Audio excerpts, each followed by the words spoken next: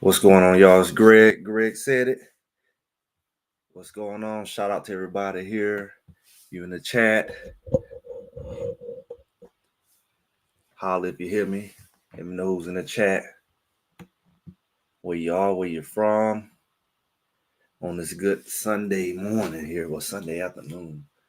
This is the Greg Said It Live show. Greg Said It Live. And, we do this every week, of course, for y'all who normally hear. If you're new, we here. And we actually looking at changing up the format a little bit here, where I'm gonna shorten it up during the off season, kind of, give ourselves a little break. We usually do like an hour, and really be pushing it during the season. A lot of times we are going in about an hour, and then it goes sometimes an hour and a half. It just be so much to cover that the chat gets real active and everything like that. But we're gonna switch it up a little bit for the off season. Shout out to is that Timothy? Good morning there. And I was, this time of year, we talk about a lot of things that's going on in the off season, like, what we see going on with this year. We had the bowl game, then we had not the Senior Bowl, but the Shrine Bowl game, where we had seniors to play this year in one of the Senior Bowls. So that was something new. But usually this time of year, we're looking at really eager to see the new players coming in, because as of the last couple of years, there's been a large turnover. First year, rightfully so, Coach Prime just got there. So that was the most exciting year. Everybody was like, what is going to look like and what he's going to do. Is he going to be able to win? Second year is like, can he top what he did the first year? And we kind of looked at it like that. But this year is totally different. How you doing, Miss Shirley? Always here supporting here. And this year is different because when Coach Prime came in, his main guys that he brought only had a couple years left at most. The ones that he brought, they had already did a couple years, minus Travis, who we knew was going to do 3. They had already done their years at Jackson State. So it was like we knew that they only had a couple years before they go ahead, graduate, go to NFL, whatever. So it's like a sequel to a movie because the main characters are gone. The only people who are left are the people who kind of, some of them who just came in last year. Most of the new characters are coming in this year. So when we really look at it, it's like it's bittersweet because you have your main characters going, like you love the first movie. You know, is the second movie gonna be as good? And sometimes you know the second movie is never as good as the first one, especially in some people's eyes, because it's like, okay, you can't top that. And that's the challenge the team and the players gonna have to be able to keep up. You have a new quarterback, he's gonna have to keep up with a Shador, and you're gonna always compare him to Shador, the throws, the accuracy. They gotta live up to that. That was my concern with Juju coming in as a freshman. I'm like, man, he's got to keep up with, you know, a grown, literally, but grown man uh, experience and skill set. I don't want to rush it or compare it too soon, but he got to keep up with that. But then we saw Salter come in. It's like, okay, we got something going here. Because when you look at what Colorado came from. A lot of us came with Coach Prime. We really didn't follow Colorado. Nobody really followed. The people at Colorado barely followed Colorado. I mean, the fan base was at probably an all-time low. You had people wasn't going to the games. People wasn't going to the spring games. They wasn't selling out. They wasn't winning. It was a sad time for a team that had such great traditions at some points in the past, especially in the 90s. And they had fallen off pretty bad. They couldn't compete. It was getting dusted up in the Pac-12. I mean, it was rarely a chance for them to win or compete. If they played anybody decent, they just beat them to sleep, and it was just embarrassing. So nobody really respected him. But when Coach Prime came in, he kind of stirred up a lot of dust because he was talking that talk, right? And when he came in, he said, "I'm bringing this Louis and these boys coming from FCS level." So like people like, can they do it at this level? That's your son. You playing daddy ball. They too little. They too that. And so that's what that whole first year was. And they really competed. I mean, several of their games were by a touchdown or less that they lost. That's how close they were. So they could have easily been, like I said, I always said an 8-4 team, a 7-5 at the minimum, but they came out 4-8. Their team wasn't that far off, and it had a lot to do with their quarterback play. It had a lot to do with who's now expected to be a top draft pick and one of the first few picks, and it has a lot to do with the fact you had now proven, and you have a Heisman in Travis Hunter, where he pretty much got every award except one, really.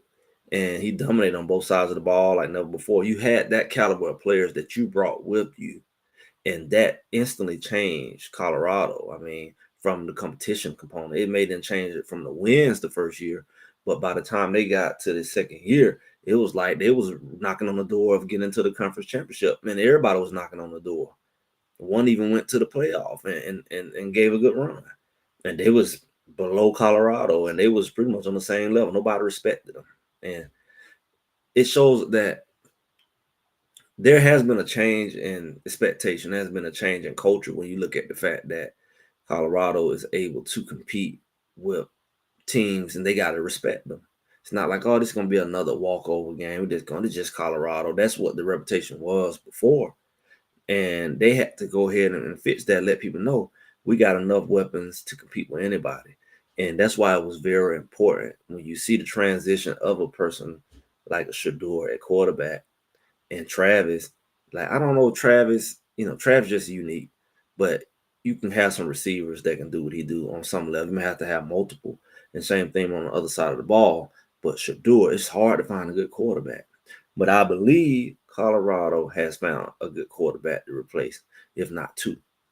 And when we're talking about short-term and long-term potential, when you look at Salters, he's like someone who can come in right now, got his experience. He can be like a Jimmy LeJounte who can get his stock up and move up. Speaking of Jimmy and LeJounte, they're saying that Jimmy was encouraged not to even play in the game because the pro team's already saying we've seen enough, and he's going to the combine. It's pretty much sure that Jimmy is going to get drafted. It's just a matter of when. Same thing, LeJounte. He got his invite. So you look at these boys came, yeah, they Florida boys and this, that, and that. But when you look at the fact that they came from quote unquote a lower level of play, right?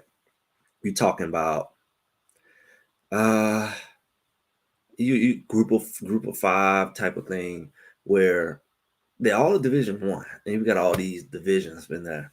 They're not FCS, even though that's Division One, but they're like you're in a bowl conference, but you're not part of the big boys. That's how they treat it. So all the performance that they had in dominance, people say, "Oh, you just did that level." So when you see, which typically it transfers well. I haven't seen too many players who couldn't do it at the group of five, group of four, whatever you want to call it, and they can come into the power four, power five. I haven't. I mean, you could do it, especially at the skill position. We've even seen that you can do it from the FCS level. Like Coach Prime says, not that much of a difference. It's usually in the trenches, and we can verify that, and we can say, okay, that makes sense because a lot of the guys who did well in the trenches that we brought over, they were dominant, at those lower levels, like the first year and the second year, and they was all right, and some of them struggled. So it don't necessarily transfer as well when it comes to the trenches because those guys sometimes, like in the SEC, those guys in the trenches are bigger and stronger. So it's kind of hard to hold those big wildebeests up when you're not used to holding them up. You got to hold up a guy who 350 running a 4.5. That's harder than holding up a guy who barely 280 290. It is bigger, different. So the trenches have a little more problem. Linebackers probably somewhere in between, but those skill guys they seem to do really well. We've seen it with Weaver last year, and we've seen it with Lejante and Jimmy this year, and now we're saying we got a receiver coming from Tulsa, so we're gonna see if that continues on because when you look at it, I think they will always be able to have weapons in those positions with Coach Prime there, with his ability to recruit, with his coaching staff.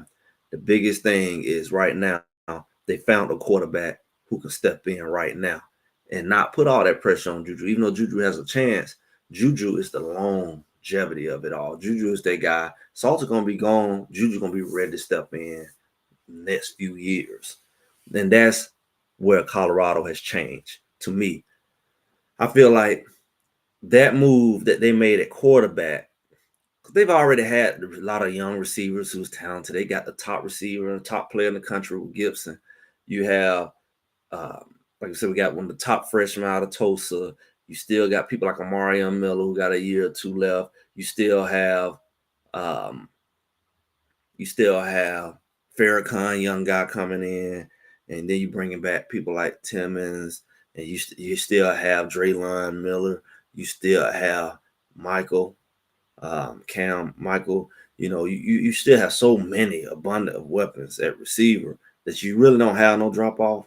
You still have little Mathis there, and you lost a couple of them, but you have a surplus of receivers. The big thing to me was to get some of them big boy tight ends in because you really didn't use no tight ends efficiently this year. Micah Harrison did pretty good, but it was no depth there the year before. So the difference is, as a whole, Colorado is what they're supposed to be in a third year program. A lot more well-rounded. A lot more well-rounded when it comes to depth. I mean, we held our breath that Shador would go down because it was a big drop, start and fill in, but we just never really knew what he can do long term. And when you look at the fact that now you have two quarterbacks, and you like Crown, who can be a starter? It doesn't matter. You got two. One twists his ankle, hurt his knee, or whatever. Your season not over. And you still have those other depth pieces as well. So to help push the scout team and things like that, the competition is there. So they're a lot more well-rounded. Okay, what's going on? Appreciate it. That's Landon. What's going on? DJH. Look at here. Look at here. Look at here. And in the chat. There they go. JR Boxer in the chat. I see you. So I'm thinking that Colorado, they say, yeah, he made his presence known. I'm saying that Colorado, I don't think that as long as Coach Prime is there, that's the only factor. I don't know what can move him. I mean, he's clearly not going to no Dallas Cowboys. He's not going to that. That's clear. I really don't. It wouldn't make too much sense for him to try to resell himself in a SEC or a program or whatever, a so-called higher program, because that's not. I don't think that's his goal as a coach to move up and be. I think he wants to create his own lane. I don't know how long he wants to do it. I just think about all those factors, and I don't know if he wants to be treated like a option. Like a lot of times when you get into this coaching thing, it's almost like the military. It's like they move you all around. They move you all around, and they don't care. In NFL the same way. That's why I don't see it's a rush for him, because he's in a position where he can kind of control yay or nay. But if you go into those other programs, it's like you be there 2-3 years, you move. Be there 2-3 years, you move. It's a lot of movement, and I don't think that's his goal to play that game. And the pros definitely do that, for most people. What's going on, Allen? What's going on? He said Schumer is not the right offense coordinator. I mean, I can't say I disagree. Honestly, I can't say I disagree. I'm looking at the fact that Schumer, I don't know. I don't see the depth and the complexity of his plays compared to other teams. I don't, honestly. And I think he had a year, and really almost 2 years. He was there the year before the show, even though he said there was another man's thing. This year, it didn't look that much different. It looks almost like flag football-ish. Really didn't have to practice these plays. It was no depth. It was no complexity to it. Just step back, throw the ball. And even when I look at the blocking scheme, it felt the same way. And maybe it had a lot to do with the play calling. So I'm in agreement. I think that he had a lot of talent around him. The Shador and all these players, they had a lot of talent, but I don't think it benefited them. I think he benefited from the big plays that they could make. He young, creative, yeah, whatever. Old, young, it needs to look like 2025, and I'm gonna be real with you. People talk about Georgia Tech. I like how Georgia Tech did. They made a lot of use out of the talent they had. The quarterback can run the ball, but he nothing special throwing, and really not a whole lot special. But he was just a big guy. They had a very good running back, but he kept getting hurt. The running back was really good, but he got hurt every other game. And then they had one really good receiver in Singleton. I think he just transferred, but he was really fast, and if you get him open space, they really only had a handful full of weapons, but they knew how to find a way to get them that ball where it wasn't like so easy to just key in on them. They did a lot of moving around. Two tight ends moving at one time, people going across. I mean, it was confusing to a defense. I think something more along that line. I'd say a lot more movement, a lot more emotion, a lot more getting people in space, not no whole lot of hitches and underneath passes, screens. Like I never seen so many screens in my life. I didn't think you can do that many screens. Like I thought you might see a screen every now and then from where I come from. So it's a red flag when you see a lot of screen passes, because the speed and the talent we had was vertical.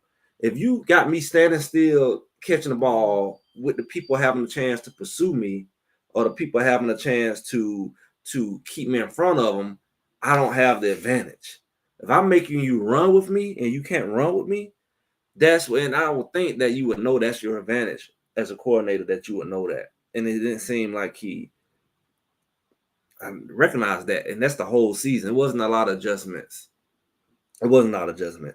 So that's what I think. I'm not going to get to a specific scheme, but, what y'all think? Because at the end of the day, it's a lot of teams out there. And I've seen different teams, and nobody did exactly the same, like exact. But they all had something in common. It was creativity. It wasn't like what people saying plain, bland. It wasn't just like the same formations, the same routes. It wasn't no complexity. I definitely didn't see a lot of they picked the mess out of us. Like you said, they picked the mess out of us. They last couple of years, drag routes. We never did that, nobody else. We never sent LeJounte across there and just Jimmy drag all across the other side. We didn't really take advantage of making them linebackers run and have to trail with a LeJounte to the other side and clear out that thing, because it was clear. It was clear. All that blitzing they were doing on Shador, that middle of the field was clear. I mean, them drag routes and then, that middle of the field was open. But we looking for Shador to step back with a blitz, throwing a 5-yard out route. Now that boy picked off the ball, and Draylon Miller didn't come back to the ball. He ran a little rookie route, and he didn't. When Nebraska, when he picked that ball off and got the touchdown, why is Shador throwing across the field to the sideline? It ain't nothing but a void in between his player and him, and that's why he can jump underneath that route. He got to make that long throw. Why is he throwing long throws on short route? Why is it not nobody coming to him or crossing? Why somebody ain't dragging in his out? Why we got 2 receivers running outs? I never seen that like that in my life. Both of the guys running out at the same time. Nobody coming to the middle. No crisscross. Come on, man. Jimmy, you see how Jimmy juking them boys down there? You see how LeJounte juke. Man, you put them boys to do. I mean, how quick they are and get to the middle of that field. Why wasn't our routes looking like that? Why were they these long developing routes? Why he waiting back there doing this and doing the loop-de-loop? It should be some boom, boom. All that quickness and speed they had, we should be in the middle of that field up, short stuff. That will open up the deep stuff. That's my perspective of it. Appreciate it. J.R. Boxer, what do you think the identity of CU will be? Depending on what you say, which side. I think on offense, their identity is going to be. I think their identity is going to be more of a. I don't want to say it's not going to be power. It's not going to be like a power, but it's definitely going to be built around that quarterback ability to run. It's going to be similar to like if they were smart, it'll be similar to like how the Redskins are playing with Jaden Daniels. It would be very similar to that. Like blitz if you want to, get too caught up with the receivers if you want to down the field. He's going to be running by we'll say meet me, he'll be running right beside you. That's what I would say. It should be built, offense identity should be built around the quarterback ability to be a dual threat. And that should open up the chances for the running back. That should open up the chances for the receivers. It should be built like the opposite of what Shador. Shador, it was built around him throwing the ball 80% of the time. I think this should be built around like when Cam Newton came into the league from Auburn. He's a big old huge guy. He's big as a defensive lineman, but he would run that ball, especially when he was young. He ran all over them. And that was like, that really opened up the offense. They didn't have a whole bunch of weapons, but the weapons they had were dynamic because of the fact that he could run that ball. That linebacker got to be ready to come up and hit. So they got to always keep an eye on that quarterback. And I don't see how that doesn't open up, because it's one thing to blitz a guy, and it's another thing to be careful. You take the wrong angle, and it's a wrap. You take the wrong angle when he stepped back and think that you just gonna run straight at him. He put a move on you and he gone. And nobody at the second level. That's what the issue is when you have a quarterback like him. I've seen too many times where Daniels, you take the wrong angle on him and he gonna turn into a 20-yard run. Do you think it was a case of self-sabotage? Self-sabotage. It depends on who self is. You think self as an individual or self as the team self? I think the team sabotaged itself as a whole because of the adjustments that were not made. So it was self-sabotage as far as the team when it comes to the loss against Kansas State, the loss against, I can't say Nebraska, but Kansas. That was self-sabotage because they was there. They weren't making tackles. So I think in a lot of cases, they really got content. Coach Prime described it as, oh, y'all feeling y'allself. Y'all feel like y'all arrived. But I describe it more so as they were content. They had a better record. They had already achieved bowl eligibility very early. They wasn't still fighting for bowl eligibility. By the time they got to Cincinnati, they pretty much was bowl eligible. And it's like, even if they lost the rest of their games, they were good. The opposite was the year before, like, oh, y'all won all those games, but then y'all lost all the rest of them and then go become bowl eligible. It was like a sigh of relief because of the goals they set. So I think that was sabotage in a sense. I appreciate it. Is that how you pronounce that name? Kaiser. Yeah, Kaiser. Appreciate it. JR Boxer again. The JR Boxer show coming soon on ESPN or HBO. Remember, HBO used to be the spot. Now everybody want to be on ESPN. The JR Boxer show. He gonna be showing people how to box. When we gonna have, I need some boxing videos, JR. That what your channel need to be. This straight you box. I'm looking at get some boxing workouts and stuff like that. I might even go get me a little punching bag. Let me know about that. We need to get a boxing channel going on, you know, that'll be nice. Do you think we produce a 1K yard rusher this year? I think if not, you get it close. I think if not, you'll get close. I think you might get to 800. I think that the quarterback might get close to it. I think you might get one running back close to it unless you just have a really good. You got to have one really good game or two to break that when you spreading it out like that. It's not like you got one running back or two running backs you can use them. They say they want to do that, but really, Colorado probably need to run at least 3 running backs because nobody really is the total thing. Like I said, they're all about the same size except Auguste. And he can separate himself if he go put on some weight. He got plenty of months to go eat. He got some good food up there. He need to put on a good 15, 20 pounds of muscle. That's on him. He got a nice gym there, and he get a sleeping bag and sleep in the gym. He got a nice locker room with chair. He need to sleep up there. He need to spend the night up there like Ocho Cinco because he need to put on some weight. He need to put on some weight. And it ain't that hard to do if you eat and working out. When you got trainers there and they got all them shakes and all that. It's nothing. It's nothing to do. But outside of that, the rest of them boys are all about 5'8", 5'9", 205. It's like they all about the same height. And that's what make it hard. That's why I was mad with like the boy Amos last year want to sit on the bench at Ole Miss because we didn't have that big running back. So I think any one of them can do it if they just have a good game, but they're gonna be spreading it out. And I think it's at their best interest to spread it out between Welch and then you got Auguste, then you got Hayden, and then you still have Hood, and that's a problem because that's 4 running backs. And I know you got to have that because running backs get hurt. We seen 2 of them get hurt in the spring last year. Even when it was faking hurt because they both left. But I think that one of them probably need to go ahead and jump in that portal. I don't know. But I know that your depth can easily be affected by injuries. We've seen that a lot. So we got 2 young running backs that were freshmen last year. And then we got 2, they both were young, and Auguste and Hayden, they both had like a year under their belt. So they all young. It's not like none of them seniors.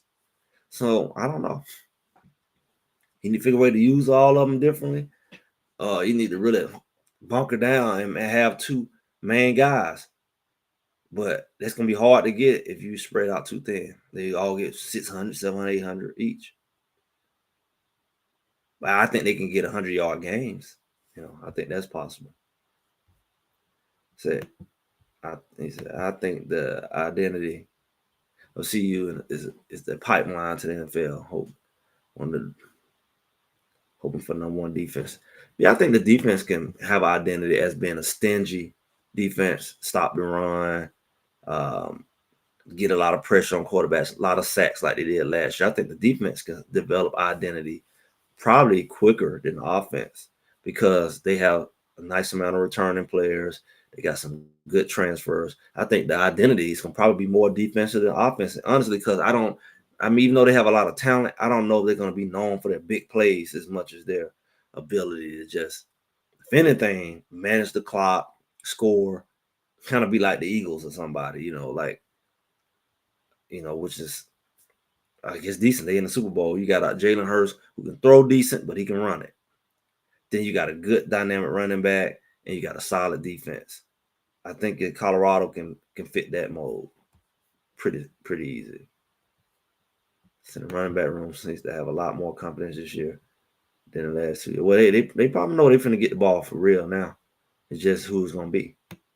The opportunity is gonna be here. The stage should be the feature back. I mean, he should, but I want him. He need to do like Dylan did. He need to go be on the track team this spring.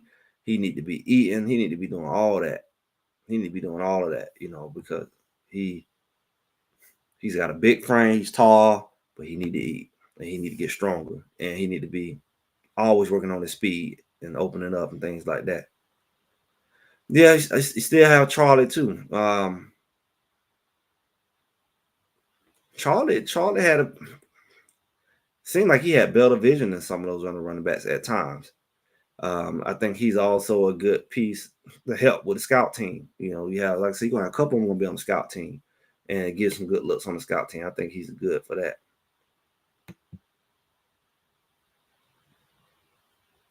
Yeah, but I think he should have been a bell cow this year. But hopefully, whoever's the offensive, who's ever the running back coach, going to have to be really clear on what they're trying to do, with the running back room. Because it seemed like it was indecisive last year. Who's going to be the guy? One way or another, who's going to be that guy? So Quincy Wiggins will be the big surprise this year. Hopefully. I mean, I think that Darius Swain could be too. I mean, he was similar to Wiggins. They kind of like everybody was ranting and raving over them, but they was kind of pushed to the back, kind of in the red shirt, kind of in the back. They got potential, but they not quite out there. So this could be their year. He's a big guy. He's a year in the system. They say he's coachable. He should be that guy. I think Darius Swain the same way. Is it Darius Swain? I'm thinking about a guy down in Georgia. It's not Darius. I know his first name. Second name is Swain. It's not Darius. I know we had the Darius Swain in Georgia, big old boy. I think he went to the Georgia. And he might have been NFL too. But I think there's a lot of change coming. I think it's going to be really built on the trenches. The trenches is going to make a big difference for stabilizing this team. But the core of this team is going to have to stand on that quarterback being able to score and being able to manage that clock. And that's yet to be known. We don't know the player like that. He's in a new system, but we know he did well at Liberty. If Colorado can have that, they're going to be smooth sailing going forward. Yeah, I was Brandon Davis Swain. I don't call it Brandon Davis Swain. Yeah. I'm thinking, I knew I'd change his name to another guy I used to play against. But they're going to be smooth sailing. I think what Shador and all those and Travis, they created an anchor where going forward, the spotlight is there. They getting drafted. They set the standard, all the nonsense. We proven we can create a program. We proven we getting players drafted. We proven we getting exposure. Now everybody else can chill out, come on in, just focus on playing. All this stuff the media created about is this, that, is it that? We don't have to even discuss that. It's established. The anchor is there. Now we build. And I think when they brought in Salter, that's a good transition filler. As Juju developed, Juju only 17 years old. He need to get in the weight room himself, learn about being away from high school, learn college football, and transition in there smoothly. And they will have their long-term quarterback. Because technically, this will be his going into his junior. He is in his junior year of high school. He reclassified. So technically, he's supposed to be going into his senior year of high school, and he's gonna be going to college. And he left halfway through his junior year. So just mentally and just physically transitioning. I know he feel he can do it, but they set up for the long run with that situation. All they got to do is just win right now. Keep building. So when he get in, you could have a team, especially with this new playoff model, within the next couple of years. The way they've been, they the type of players they're attracting that's young from the IMG and how the portal works, and you building these little key pieces. You got a quarterback who's mature and experienced going to be there. You got some defensive linemen who coming in, offensive linemen who are young, who are going to be there, and you keep recruiting. Man, you could have a team in a couple years who could be knocking on that door like okay. Because you see Indiana kind of snuck up on people. And this is the guy first year in the program. Oh, yeah. Indiana lost to the 2 teams who played in the national championship. That's on team. That's who they lost to. They ran through everybody else. So it's possible for a quick turnover when you get your pieces in place. And I think that if Coach Prime and this program keep building the way they're building it, and they got these key pieces in the next couple of years, they're gonna be knocking on the playoff this year, and then from consecutively they're gonna be in the playoff, and that's when you really gonna see that thing. They're gonna be hurry up trying to get them to the Falcons. Everybody gonna get them out of here. Because that's when everything's gonna manifest, and then you're gonna start seeing every year 3, 4, 5 guys drafted out of Colorado. That ain't including free agents. And you're gonna be like, goodness gracious, every year they consistently putting guys in the pros, and then we're gonna start seeing them producing in the pros and starting, and then you're gonna be like, goodness gracious, and it's only gonna feed the credibility. One thing to adopt the Liberty offense to keep familiar. Yeah, something similar. I think something similar. Look at all they did with him and without him. Yeah. I think that he's going to be the key. He is the key to stabilizing this thing as the transition happens. And I think the defense is going to be his anchor, where he don't have to be bombs over Baghdad, bombs over Boulder. He don't have to be that guy like Shador tried to be. He just got to win and manage that clock. The defense will anchor him, and then that'll build from a transition of next level to next level to next level. And that's why I think the vision is for Colorado. But that's just my perspective. Like I said, we're going on a different format on Sundays. We're gonna be in here in and out during the off season, just kind of tapping this thing and see what's going on. And we're gonna end right here, y'all. I'm Greg. What Greg said it.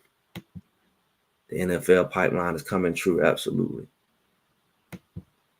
Make sure y'all like, make sure y'all share, make sure y'all subscribe, comment, all that good stuff, and be on the lookout for more stuff to come throughout the week. We'll be live, we'll be watched on Thursday, we'll be back on Sunday, and we drop a couple videos throughout the week, so make sure y'all plugged in. Y'all have a good one. I'll talk to y'all soon.